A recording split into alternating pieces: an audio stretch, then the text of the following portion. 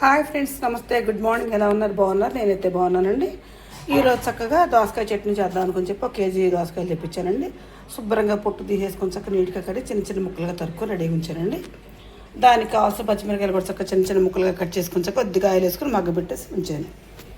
దానికి కావాల్సిన గల్లుప్పు, పసుపు, జీలకర్ర, వెల్లిపాయ, చింతపండు ఫ్రిడ్జ్లో పెట్టా కొంచెం గట్టిగా అయిపోయిందండి. కొంచెం నానింది అనుకోండి మెత్తగా అవుతుంది.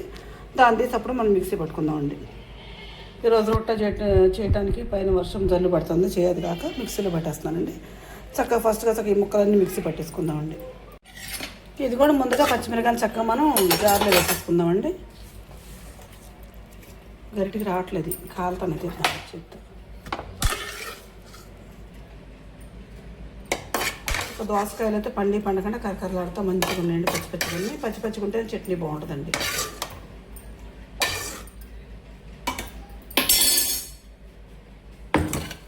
ఇది కూడా చక్క పచ్చిమిరపకాయలు ఇందులో వేస్తానండి. గల్లుప్పు వేసేసుకుందామండి.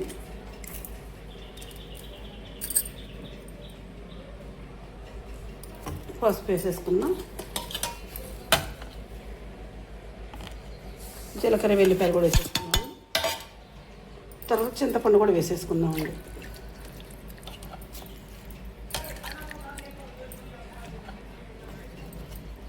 నాలుగు దోసకాయ ముక్కలు కూడా వేసారండి గుజ్జు మెత్తగా పట్టడం కోసం. దీన్ని చక్క మెత్తగా గుజ్జు పట్టేసుకుందాండి మిక్సీలో.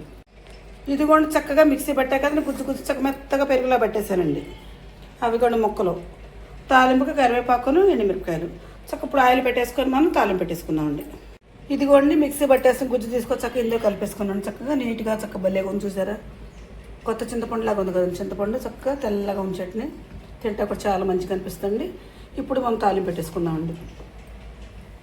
నూనె అయితే కాగిందండి. చక్కగా ఇప్పుడు కరివేపాకు, ఎండుమిరపకాయలు వేసేసుకుందామండి. అదిగోండి ఈ విధంగా చక్కగా నూనె కాగింది. ఇప్పుడు దీన్ని తీసి మనం బండిలో పోసేసుకుందామండి.